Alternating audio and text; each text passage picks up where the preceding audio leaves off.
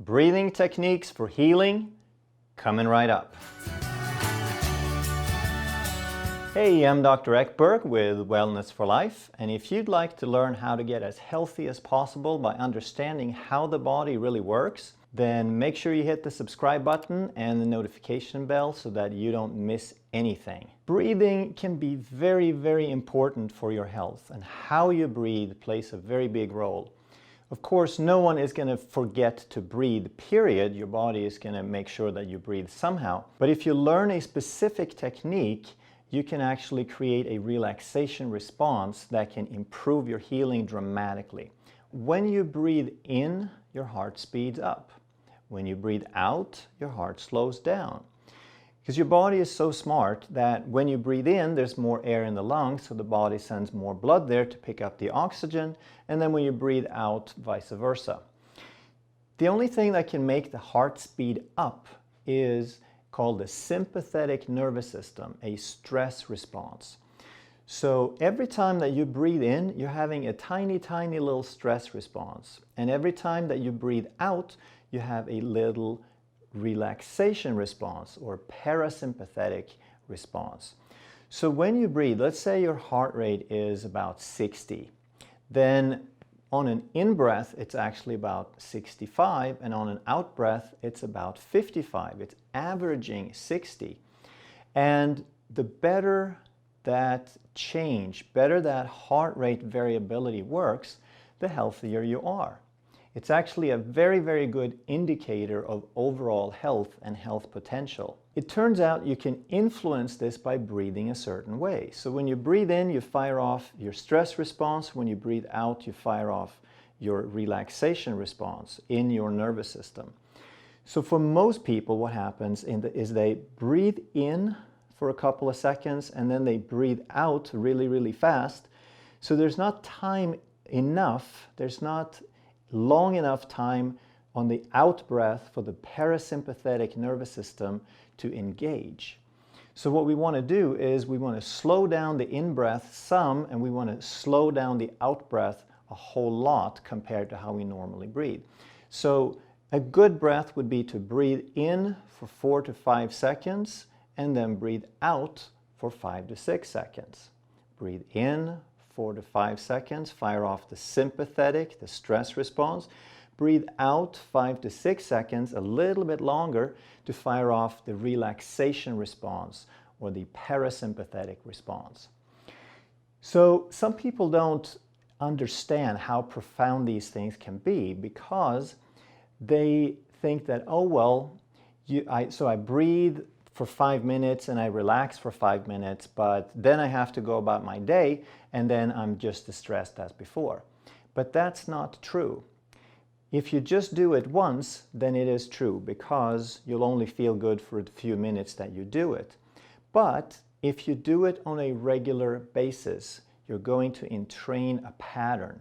You're going to up-regulate, you're going to strengthen, you're going to build a better machinery, better, stronger pathways for the relaxation response.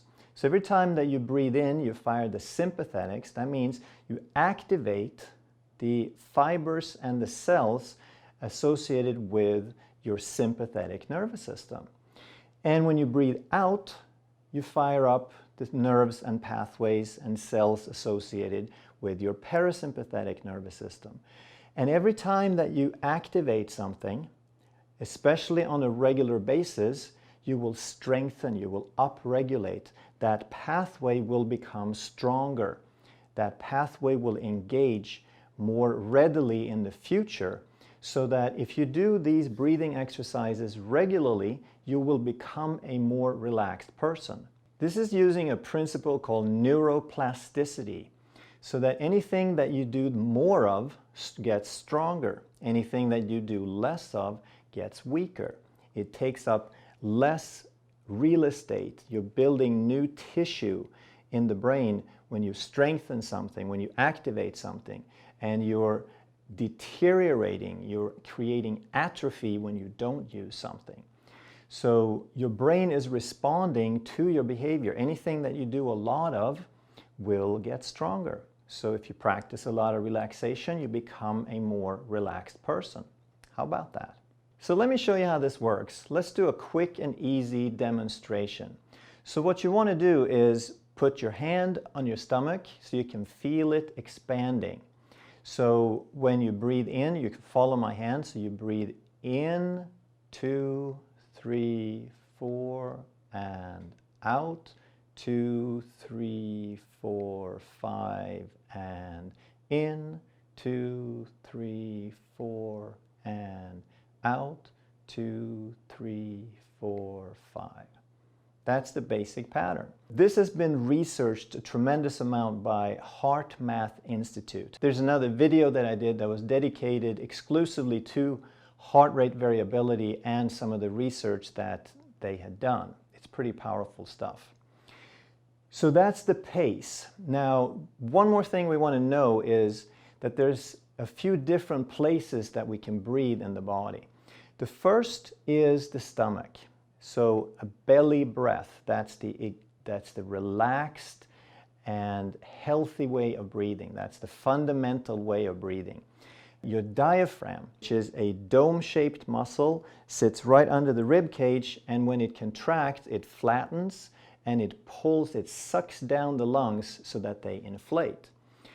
That's the basic one. The second one is your rib cage. So when you breathe in, your rib cage acts like sort of a hinge, and they can expand and move out to allow for more expansion. And there's muscles between the ribs that can help do that.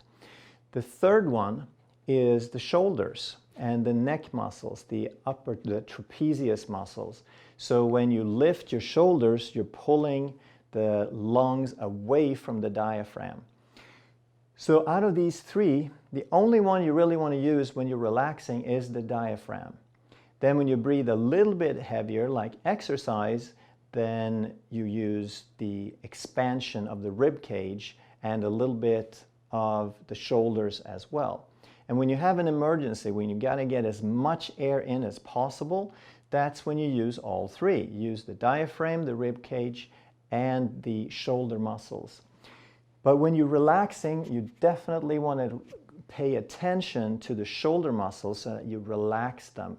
Because they're associated with a crisis and exercise breathing, they're also associated with a stress response, with a sympathetic nervous system. So when you pull your shoulders up, you automatically activate a stress response.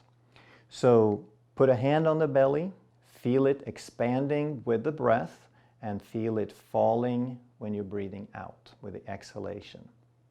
So we call this breathing exercises for healing. Where does the healing come into it? So far we talked about relaxation.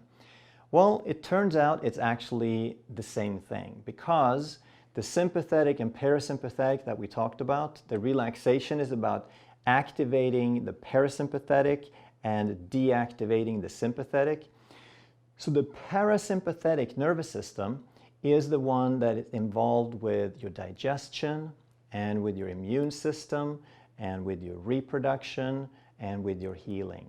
Any sort of repair, any sort of anabolism, rebuilding, is controlled exclusively by your parasympathetic nervous system.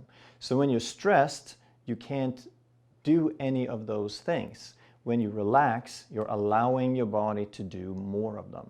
It's that simple. So it's not just about feeling better. It's not just about being more at peace.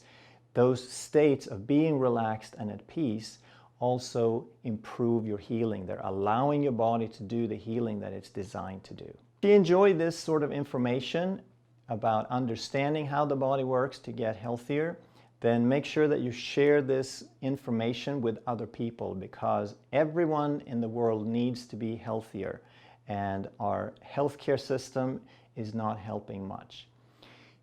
Make sure that you hit the subscription button and the notifications so that we can keep this content coming your way.